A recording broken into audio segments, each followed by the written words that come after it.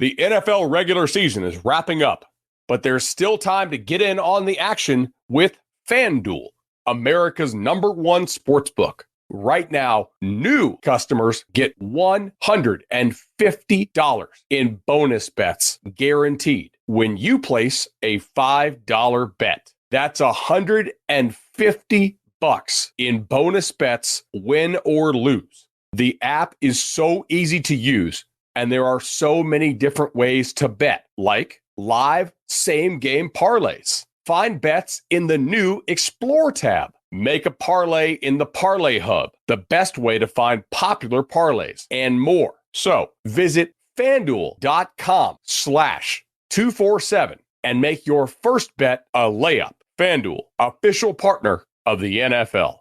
Must be 21 plus and present in Arizona, Colorado, Connecticut, Iowa, Illinois, Indiana, Kansas, Kentucky, Louisiana, permitted parishes only, Massachusetts, Maryland, Michigan, New Jersey, New York, Ohio, Pennsylvania, Tennessee, Virginia, West Virginia, or Wyoming. FanDuel is offering online sports wagering in Kansas under an agreement with Kansas Star Casino, LLC. First online real money wager only. $10 first deposit required. Bonus issued as non-withdrawable bonus bets that expire 7 days after receipt. Restrictions apply. See terms at sportsbook.fanduel.com. Gambling problem? Call 1-800-GAMBLER or visit fanduel.com/RG in Colorado, Iowa, Michigan, New Jersey, Ohio, Pennsylvania, Illinois, Kentucky, Tennessee, and Virginia. Call 1-800-NEXT-STEP or text NEXT-STEP to 53342 in Arizona, 1-888-789-7777, or visit ccpg.org/chat in Connecticut, 1-800-9-WITH-IT in Indiana, 1-800-522-4700, or visit ksgamblinghelp.com in Kansas, 1-877-770-STOP in Louisiana. Visit mdgamblinghelp.org in Maryland. Visit 1-800-GAMBLER.net in West Virginia, or call 1-800-522-4700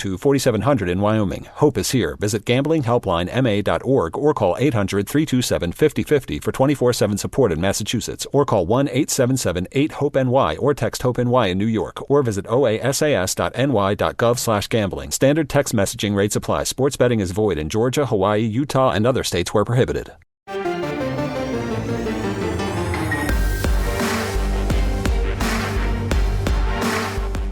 You've discovered your link to GoPowerCat.com's PowerCat podcast. Now, here's your host, GoPowerCat.com publisher, Tim Fitzgerald.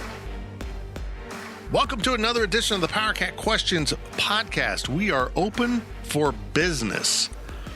Even though K-State basketball has gone into neutral for the moment, we're taping this on Wednesday evening.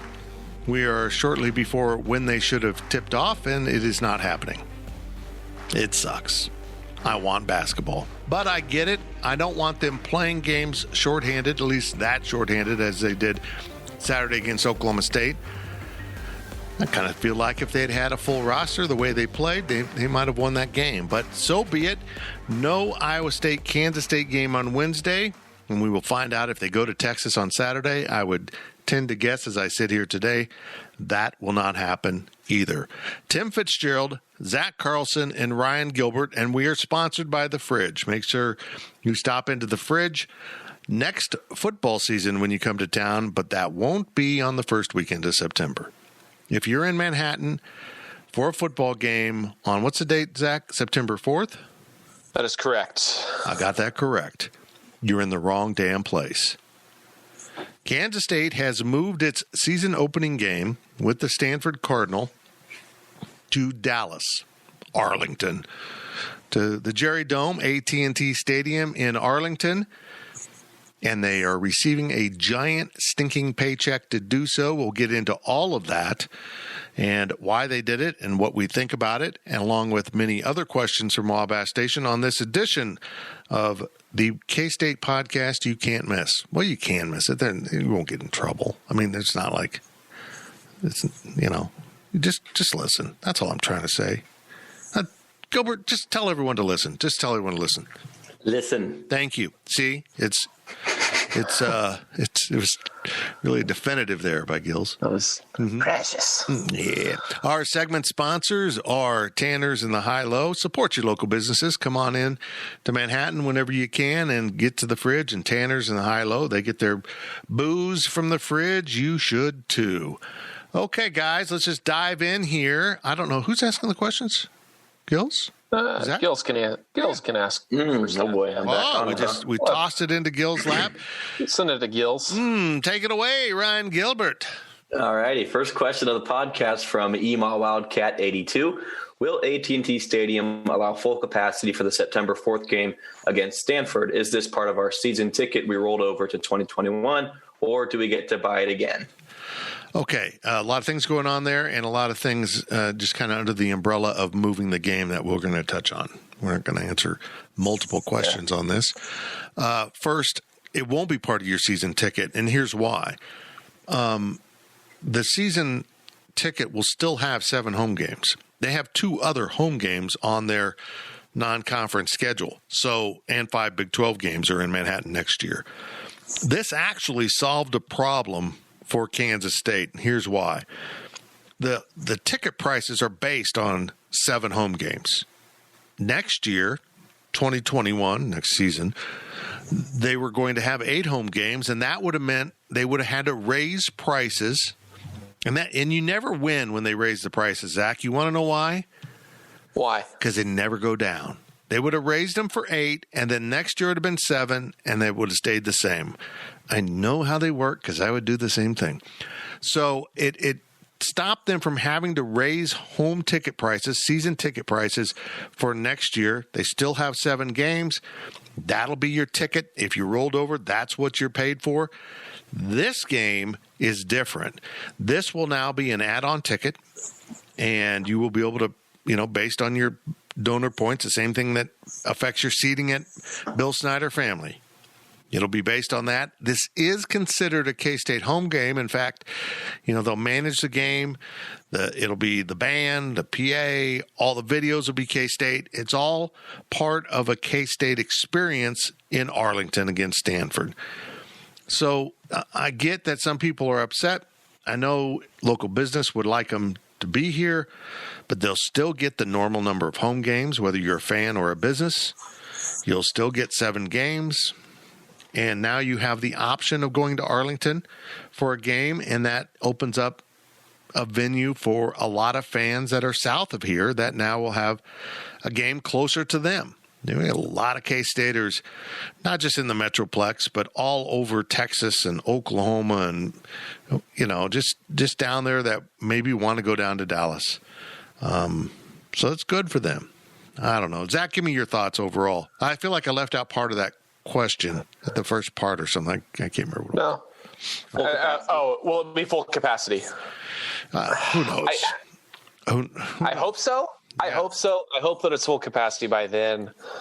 I don't want to say that I doubt that it will be.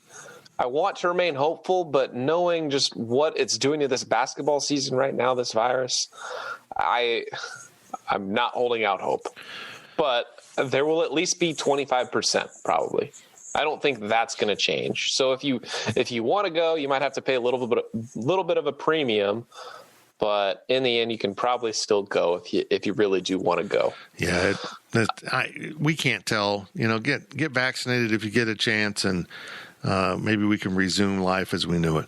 Or catch it and get those antibodies. Yeah, do that. That's good. Yeah. Back to the question, though, or the second half, or well, I guess the whole question, we've answered the question, but just talking about moving the game, I understand the argument, this hurts local businesses, and I get that, but it doesn't really hurt them. Like you said, Fitz, you still get 7 games. 7 games is the standard operating schedule for K-State since, I don't know, early 2000s. When was the last time K-State regularly had 8 or more home games? I mean, it's been a long time since K-State has truly had 8 home games. And, you don't really lose a game. Yeah, you were expecting 8. I totally understand that you're not getting, your return game from Texas or from 2016. The road game, you go out to Stanford and now you have a neutral game. Yeah, it absolutely sucks that you don't get to play Stanford at home. It would have been really fun, exciting, the best non-con game since the Auburn game in 2014. So it was a long, when they first scheduled the game, it was going to be this long time before you get the payout. and add in the fact that the Vanderbilt game got canceled this year, it's just it's painful. And then you look at the future schedule and you see Missouri, and we've seen those rumors about where those games might be played. And then you go and you look at here, I've got it pulled up here. If those Missouri games get played at Arrowhead, you're looking at 2024 against Arizona. And you also get to go to Tulane you're at Tulane. That's tongue twister. You travel to Tulane, that year, and then you get Army at home in 2025. So, this was kind of that last big chance to get a big game at home. And I feel for the fans, but if you want to look at the business side of it, it makes total sense. This is great for the athletic department. I think John Kurtz tweeted out that, $2.2 million is what K-State expects to net, or that's at least their minimum, what they'll take home. And I didn't realize this. K-State nets $500,000 for home games. That's it. That is their profit. $500,000 a game for all those fans in that stadium, all of the concessions. I know that they haven't had beer sales for a full capacity stadium yet, but still, $500,000 is all the profit.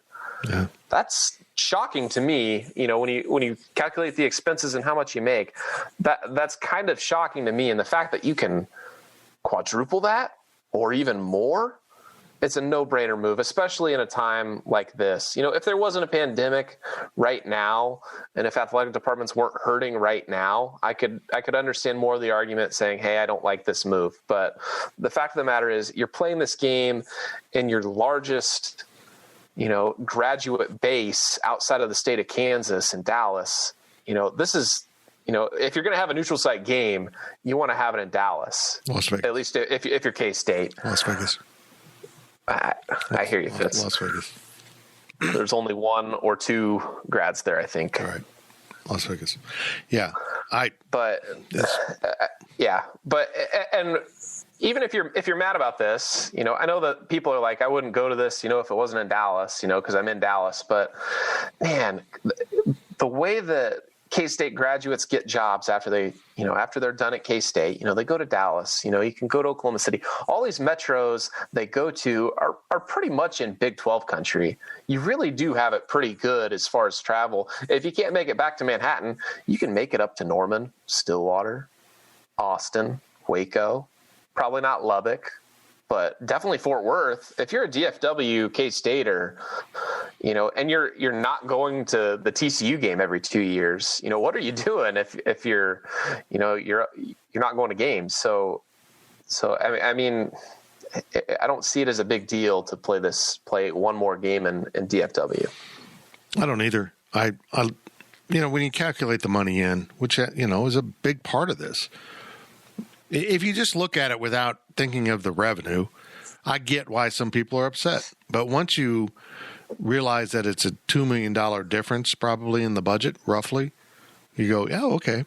But the good news is, Zach, plucking something out of you said there, when they add in beer sales for K-State fans eventually, that home revenue will go from $500,000 to about $3.7 million. Because I know K-State per game, they'll drink more than $2 million worth of beer per game. We're being slightly facetious here. I'm being very pessimistic. They could go as high as $10 million in beer a game. That's the kind of faith I have in the fan base. But the band should be there. The new PA announcer, whomever that might be, will be there. Because if you don't know, Dave Lewis has stepped aside. I don't want to say retired because he's still working. He just decided to use his time otherwise. And it's going to be it'll be a cool environment. I'm not a big fan of I'm a fan of the stadium itself, but not the environment. It's just out. It's very sterile. It's sterile. It's out in the middle of nowhere. I'm just, I don't know. I mean, I would be a fan of if you got a 3-game series with Colorado State. If 2 of them were a home game for K-State and one was in Mile High, I'd be in. I think that'd be okay. What I'm saying here is when you get a chance to reach your fan base that are in other areas, you got to go for it. When you get to expose your team into major metro areas, you got to go for it. Think of it this, setting all aside all that, you're playing a Kansas State home game in the largest recruiting territory the Big 12 has, by far. By far. So a lot of kids will have access to go to the game if they choose to. They can't, I don't know if they count it as an actual home game with giving recruits tickets. I'm not sure how that's going to work, but it's a big opportunity to be exposed in that market and hopefully win a game. I wish it was here. I wish it was all in a vacuum and all the bar owners that I'm friends with could make a lot of money.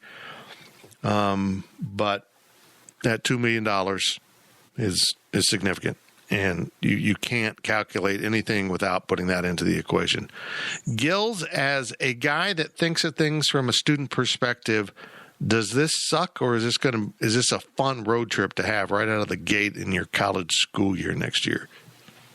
Zach, you did a good job of laying out, all the pros and cons that come with this. And the one that for me has the most weight, though, is the fact that, K-State played Stanford on the road like 4 or 5 years ago, and they're not going to get that home game in return. So that's what really angers me the most about this. K-State has, like a home and home with Gonzaga. They go out to Seattle and K-State plays them in Wichita. That's fine. If they were playing Stanford out in, LA or Sacramento, then I'm all in for this. But K-State had to give up a road game, and they're not going to get a home game back. So that's where I'm really disappointed with this. But I mean, you can, there's a million arguments for and against it. I see both sides. I think it's kind of, I don't know what the word is here. It's annoying how much emphasis, the school gets money. It's all about the athletic department. What about the bar owners, the hotel owners, all of these, they're not seeing that money. So, and the fans aren't getting that experience that live in Manhattan or Kansas City. I know that, the Texas market's great for recruiting, but overall, I would have to say play it in Manhattan. But I do see the arguments for Dallas. I do. But overall, I'm pro K-State. That's, yeah. I'm not worked up about this. I know some people are, but the hole in the budget from this year is significant, and I think it became even more clear why they needed to do this. Yeah. And hopefully they'll be at full capacity, coming full circle on that question. Because of this, they actually get a cut. There's after the promoters recover their expenses, then it escalates. I think I read that Alabama for their game got like 4.5.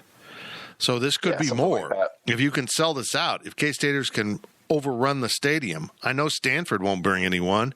You want to know why I know that? Because they didn't bring anyone for the home game in Palo Alto. Nobody was there. Oh, school was in session. It doesn't matter if school's not in session in Manhattan. People go to the damn game. They load up the family 5 hours from Western Kansas and go to Manhattan for an 11 a.m. kickoff. Oh, school was in session. You people are soft out there on the West Coast. Just soft. That was one of the worst environments I've ever seen. The campus sucked.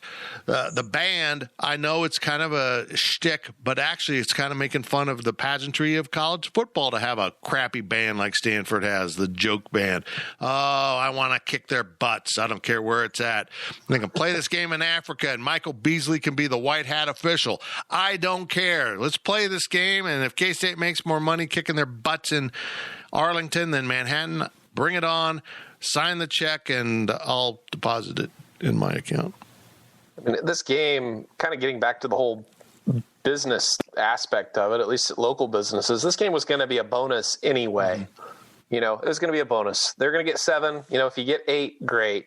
It doesn't really matter who the opponent is when you're counting number of games. I mean, when it comes down to if K-State fans are going to buy tickets, there's only so many tickets and so many people can come in to the city, to the stadium to watch the game. There's only so many dollars that are in those pockets that are possibly going to spend money. So, yeah, I mean, it doesn't really matter that the opponent, they could have moved the Texas game, or they could have moved I got to pull my schedule back up. They moved the Southern Illinois game to somewhere else on the planet. And the argument's the same. It was going to be a bonus game, 8, 7, 7's your baseline there. So that's where I don't get terribly worked up. But like you said, Fitz, after the promoters make their money back, K-State gets a cut. So if nobody from Stanford travels, like you've mentioned, and if K-State fans can get a large allotment of tickets in a stadium that seats 80,000 plus, that could be a lot of money. If you guys want to benefit and help the athletic department out, going to this game is going to help them out. Spending a ton of money at the stadium is going to help them out. Beers, concessions, whatever.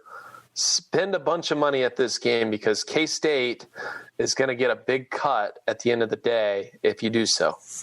I think they should offer a special ticket plan for this game for KU fans that are in Dallas, because I think at one point in their life they should get to enjoy college football. I mean, I don't think they've ever seen an actual college football game in person, so that'd be kind of nice for them. Give them half price. They have to sit way up top, but that's okay. The only thing I'm unhappy about is last time I went to the Jerry Dome, we got in there and we got lost. Like the entrance to the press box isn't marked. You have to know which door to go through. And of course, we had no idea, and there was nobody. We were 3 hours before kickoff, whatever it was. We walked forever. I almost died inside the Jerry Dome. It was that bad. Finally found the right place to go. You didn't have me to give you directions. That was part of the problem.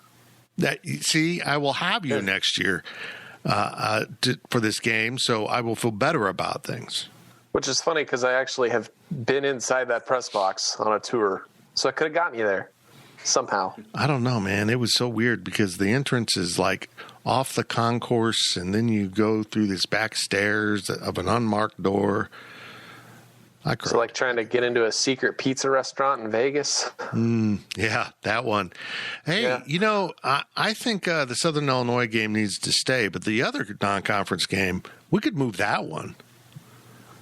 Nevada? It's Nevada. What town, what city could we move the Nevada game to that'd be neutral site? Lake Tahoe Stadium. Damn it. It blew up on me.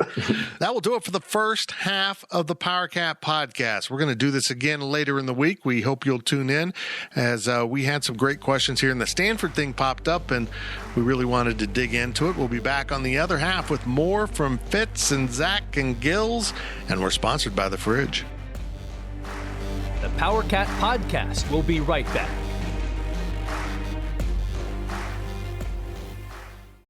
Is your January looking dry? Get some lotion. Get a humidifier. And better yet, get Drizzly, the go-to app for drink delivery. With Drizzly, you can compare prices across local stores to get the best price on a huge selection of drinks perfect for dry January. Every single time. Non-alcoholic wines? Have a look.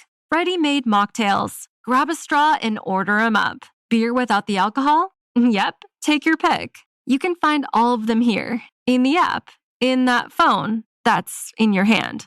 Could it be any simpler? Nope, not a chance. So shop for great deals on all your dry January beverages or other drinks and get them delivered to your door or blanket fort, maybe. Download the Drizzly app or go to drizzly.com. That's DRIZLY.com. Must be 21 plus, not available in all locations. And don't forget to lotion up your elbows. They're looking a little dry. Imagine the softest sheets you've ever felt. Now imagine them getting even softer over time. I'm here to tell you about Boll & Branch sheets. In a recent customer survey, 96% replied that Boll & Branch sheets get softer with every wash. They're made from the rarest organic cotton and designed to get even softer over time. Try their sheets with a 30-night guarantee plus 15% off your first order with code Odyssey. So head to BOLLandbranch.com today. Exclusions apply. See site for details.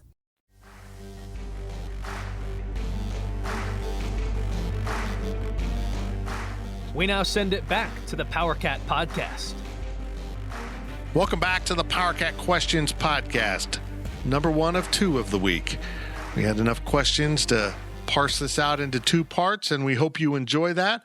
But let's just dive right back into the action with this reminder. We're sponsored by The Fridge, and our segment sponsors are the High-Low and Tanners. Please support local businesses in Manhattan or anywhere that you might live. Gills, take it away. First question of the second half from K-Ned. How awesome is it that Darren Sproles got elected to the College Football Hall of Fame? Incredible. Just So cool. That video is so cool. All right. He so deserves it. Others deserve it. I'll get into that later. But this is another one.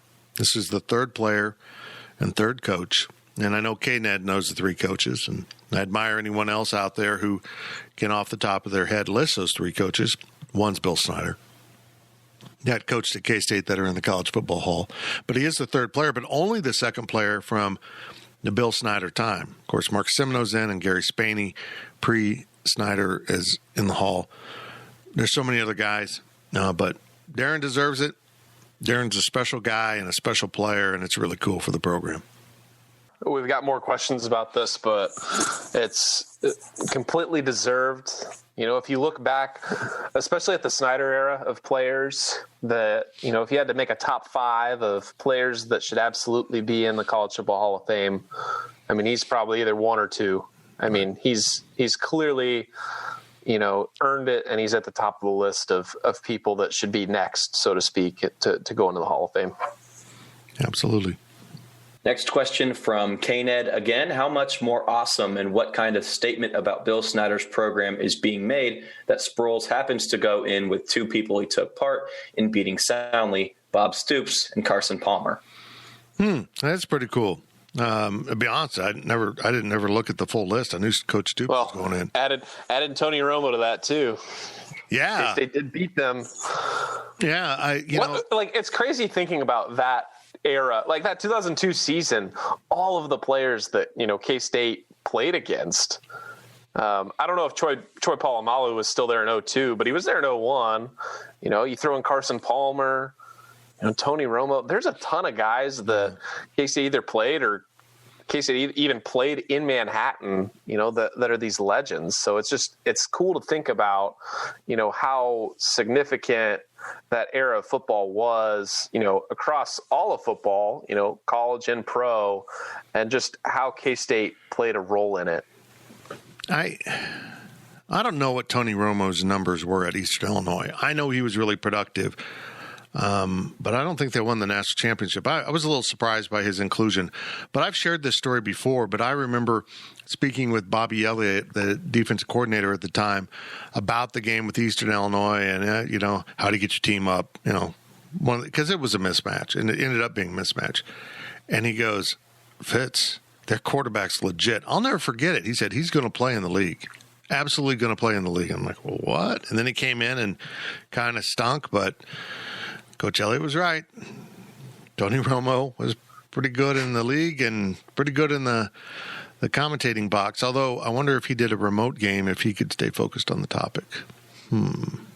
I bet you he could. He is doing remote the last couple of games. Oh, that's true. I want to know what Bob Elliott's stock tips are from 2002. Any good ones? No doubt. That was a pretty good call on his part.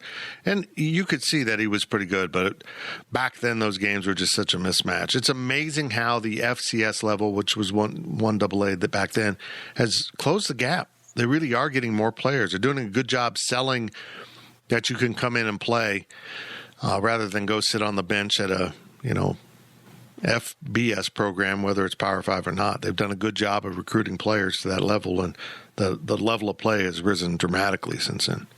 Another question from K-Ned. Was USC 2002 the most electric crowd in Harley Day history? Were you aware Erin Andrews was the TBS sideline reporter? No, I was not, because I don't think of other women. Look, at the time I didn't know, but I did know that stat. You know, looking at the game, probably even 10 years ago, I was like, "Oh, that's Erin Andrews." I didn't know. People always bring this up. What's the loudest moment in K-State stadium history? Bill Snyder, KSU, whatever you want to call it. It's that game for me. It was the Terrence Newman, the blocked extra point that he scooped up. Because Absolutely. What I remember about it is you go back and look at the highlights, and in the angle that was sitting up in the south end zone, shooting down the field, the camera stand was shaking because the stadium was so loud. The camera was vibrating. Just incredible. I'd never heard of that stadium like that and haven't since. And there's been some pretty loud moments and some pretty big games. But that moment, when he scooped up that ball and started just weaving his way up the field for what turned out to be a 2-point conversion because people didn't know what was going on. I mean, that was one of those rules that you didn't really know about back then. You returned it for 2 points. And, but yeah, it was amazing. It was an amazing environment. And I just think of that Auburn game you mentioned from 2014. And I'm struck by the fact that if they move the Missouri games, there will be a 10-year gap between Power 5 opponents, non-conference opponents coming into the home field. It's crazy to think about that. But if K-State had found a way to win against Auburn on a late significant play, imagine how loud that day would have been at Bill Snyder that night, because that's what happened there. It was just incredible. I mean, I think that Auburn game probably is the loud. Since working for Go Power Cat, I think that probably is the loudest football game I've been to. Just the environment, probably even louder than OU last year. Just, it was exciting Thursday night game. But like you mentioned, Fitz, that Terrence Newman moment. I mean, that moment, I don't want to say it defines me as a K-State, fan at the time and as a person, but man, like when I look back and think about, the moment where you're like, yeah, I'm a K-State fan, that's the moment for me, is that Terrence Newman extra point block and returns it for 2 points. It's so much, it's fun to think about and remember. It's such a fun memory to remember that 2002, that game itself and that season in particular, and then what, happened the next season. I mean, it's just a euphoric time in K-State football. Yep, it was really cool. Last question of the podcast from Dan, the Wildcat fan. The college football playoffs stunk out loud this year and has for years. I don't think expanding the playoffs is enough. Would you be in favor of reducing scholarships to 65 or 70 to increase competitive balance? No, 85 is as low as you really, I mean, unless you really want to, just rely on so many walk-ons all the time. I don't think reducing scholarships at this point helps. Lowering it from 105 to 95 to 85 closed the gap. But now the gap is about finances as much as anything. I mean, I just think it's become so unfair because I have like Alabama fans, all three of you that might listen to this podcast. It's just the gap's just enormous. Now, I did the daily delivery on this, so I've said my piece on that forum, but expanding the playoff will offer more teams access to the playoff. Doesn't mean they'll have a chance to win, an actual tangible chance, but they'll be in the conversation. They'll be on the national stage. They will have a shot. And this has gotten so absurd with Clemson, Ohio State, and Alabama having a chokehold on 3 of the 4 spots that, as I mentioned in the daily delivery, that programs like Texas and Oklahoma have become have-nots at the elite level of college football.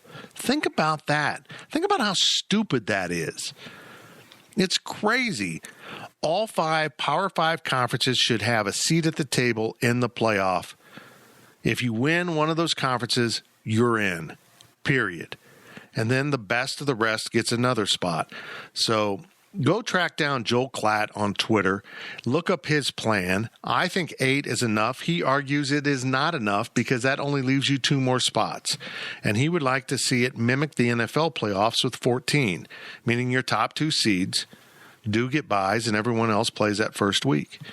It's intriguing. The whole thing's very intriguing to me. I think you have to lower the conference schedule to 11 games. But also one of his things, and which was one of my things when I talked about improving college football, is you should be required to play 10 Power 5 games in your schedule to even be eligible to be in the playoff if you're a Power 5 team. And the SEC has been playing 8 conference games with 4 non-conference games, and a lot of them play a good Power 5 program. But that schedule then becomes no different than the Big 12 playing 9 in their conference. It's crazy to me that you can shortcut to the system. Everyone should be required, if you're going to get the Power 5 automatic bid, to play 10 Power 5 teams in your schedule and lower that season to 11 so you're only getting one program like in Eastern Illinois or, Southern Illinois or whatever that you might play, or Nevada. In fact, I think part of my plan was to break off the FCS into their own season, so they wouldn't even overlap into the Big 12 or into the Power 5 at all. It wouldn't be scheduled. You would have to play a non-Power 5, a group of 6 program in your non-conference. I love Joel Klatt's ideas. I kind of agree with him that 8's too narrow. I think we would regret it if we went to 8, because then people would want 14. Just go to 14 or 16 and cut one game off the season. Just cut it off and then allow teams to postseason like they did this year. Nobody took advantage of it. Schedule an extra game at the end of the season if you don't get invited to a bowl. And again, let me emphasize this. I can't be more emphatic about it. I don't give a crap about the bowls anymore. I don't care. I don't want them to be part of the playoff.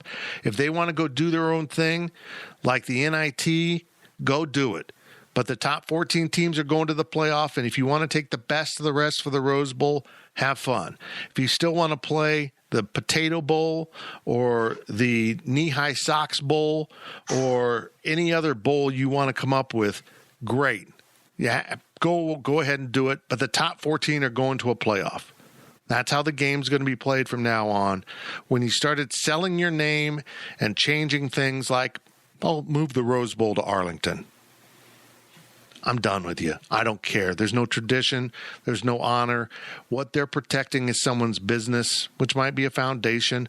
But at the end of the day, there's a bunch of people that are getting paid to be on the Rose Bowl committee, staff, whatever. Just let's go to a playoff. This is a business, and the Power 5 and any FBS program needs to think of it that way. The money would be incredible. And oh, by the way, the money then should be earmarked to go back to players, not to pay Nick Saban even more money. In fairness to the Rose Bowl situation this year, they were not going to be allowed to play the game in Pasadena this year. They were going to be able to play. They just couldn't have fans. They moved it because the parents couldn't go. And I get that. I understand there was extenuating circumstances. The only other time it's been moved is 1941 because it was after Pearl Harbor, and they moved it to Duke's home field, which seems really fair, by the way. Look, I get it, but I just don't buy into the tradition anymore. The Rose Bowl might be the most traditional of them all. The Orange Bowl, the Cotton Bowl. Screw you guys. You don't play in the Orange Bowl or Cotton Bowl anymore. There were stadiums named that. So I don't feel like it's about tradition anymore. It's just about this is the way we've always done it, which is the worst reason to do anything in the world. But building on your proposal, if the bowl games went back to being bowl games, that would help out their tradition again. If you exclude them from the playoff, the bowl games become what they were. That's the pinnacle of those two teams instead of, when you think about the Rose Bowl or the Fiesta Bowl or the Orange Bowl or the whatever else bowl, Cotton Bowl, those are, the finale of your season. Those are what should be the pinnacle of what your season was. You don't get to go to the Cotton Bowl and then to the national championship, or you shouldn't. You shouldn't get a trophy for winning a semifinal, in my opinion here. I mean, it's cool that you do, at least, the person that loses the national championship game, Ohio State still won a bowl game this year. Their season wasn't completely lost, but should they deserve I don't even remember what bowl game they played in. I couldn't tell you, because it doesn't really matter what bowl game they played in when you rotate them every 3 years. You know what the New Year's Six are. They're just kind of that. They're just kind of, that's what this is. So yeah, send the bowls back down a level, and then you have the playoff. And guess what? There should be national championship games played in Minnesota, Indianapolis. There should be semifinals in these domed stadiums where they have, if you can host a Super Bowl, you should be hosting a semifinal, or you should be hosting, the national championship game. There's no reason that, like you've said, Fitz, the tradition's gone. There's no tradition other than the fact that we invented this computer system to give us the BCS and, these are the bowls that are going to be involved. And that's our tradition now. They've shoehorned this in and like, oh, well, we made it a tradition. We got to keep it around, just make a playoff. It's clear that the playoff is its own thing now. It's its own tradition. They aren't playing the finals. Back when the BCS was still around and they implemented the national championship game as a standalone, they were still playing them after the Rose Bowl or after the Fiesta Bowl, and they still kind of had the same branding, but they were their own game. Once you did that, you've kind of separated the two things here. So just make it a playoff. Go play in domes. Anywhere, where they have Final Fours even. It doesn't really matter where these games get played. They are made for TV events and for the fans of those two teams. That's it. That's it. So just get away from the bowl, from the system of incorporating the bowls into the playoff. Gills, you have any thoughts on this? We've talked about this a few weeks back, and what you were talking about, Fitz, we're not going to be happy no matter what happens. There's always going to be someone that gets left out. Yeah. As long as there's a committee, we're going to be unhappy. Okay. Because the NFL, NBA, there's a set, you go by your record. So there is no disputing what happens. And you can't just leave out the non-Power 5 teams. But if you could, I don't know. I don't even know where I'm going with this. We're never going to be happy, no matter if it's 16 teams or 4 teams. There's no good solution. The equivalent of getting to the end of the NFL and saying, oh, Cleveland, I know you earned it on the field, but we're going to leave you out. That's kind of what college does.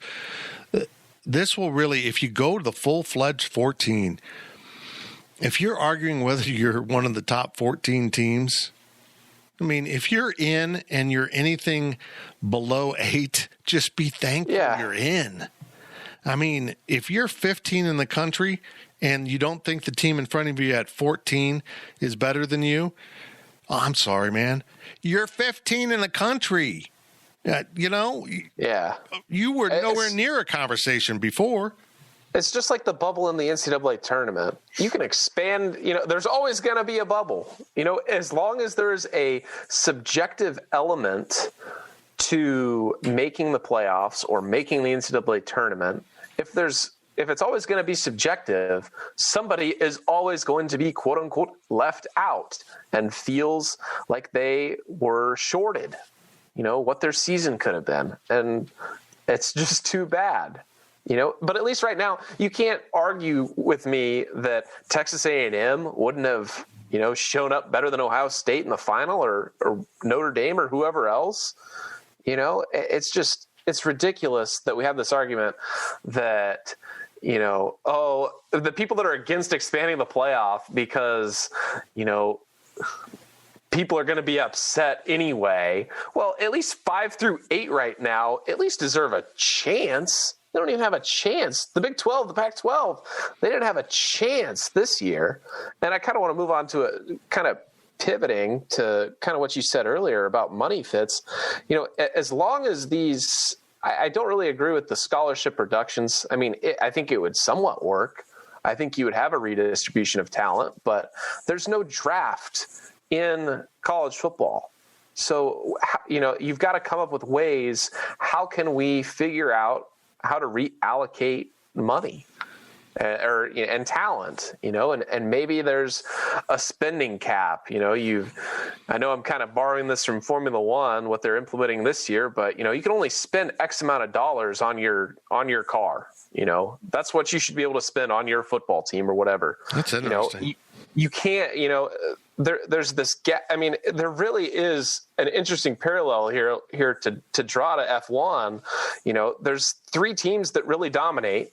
If you're not in one of those 3 teams, you're not going to compete for a championship. And even between the 3 teams, Mercedes is Alabama, and whoever else is going to come after them. It doesn't really matter who the second team is, because you have the best drivers, you have the best players. It is what it is. You're going to win every year, but coming next year, they can only spend so much money. So now teams below them, they can spend that much money on development. And that's, hopefully gonna, with some rule changes, create some parity there, hopefully. But, to move that to college football, if you cap how much you can spend on coaches, how much you can spend on going and visiting recruits, I mean, there are solutions here. The big boys aren't going to like them, but, at some point you got to say, hey, you have a $20 million salary cap on your coaching staff. I mean, I know that's completely ridiculous. Well, I like that's the a ridiculous idea. number, but create some sort of spending cap on what you can spend. I don't know what the right answer is, but I mean, I think it does start, when Nick Saban's making billions of dollars a year, and you have, analysts on shoe performance for, the first 3 games, whoever that person does that runs those stats, how many of those types of people can you possibly have on your staff? I know I'm pulling fake positions. But, but what I like about your idea is if you just cap the overall football budget, do you want to spend that money on your coach, on recruiting? Prioritize what you want to spend your money on, but you got this pool of money. What are you going to do with it? I kind of like it. I think it might really bring in some cheating with how you cheat on the budget, but we'll see. Yeah. We'll see. That will do it for this edition of the PowerCat Questions podcast. The good news is the thread is back open for more questions from you fine people at Wabash Station. We need some more questions as we're going to give you a second PowerCat Questions podcast of the week. There's no midweek basketball game, but you get another podcast. Wow, that's actually a pretty good trade-off. I hadn't thought of that. I mean, you always win with a podcast in basketball. Well, PowerCat Podcast. All rights reserved. GoPowerCat.com and Spirit Street Publishing.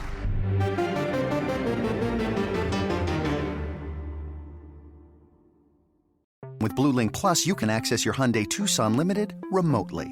Doors unlocked, temperature set, lost car found. There it is. Get complimentary class-leading Blue Link Plus. Call 562-314-4603 for complete details.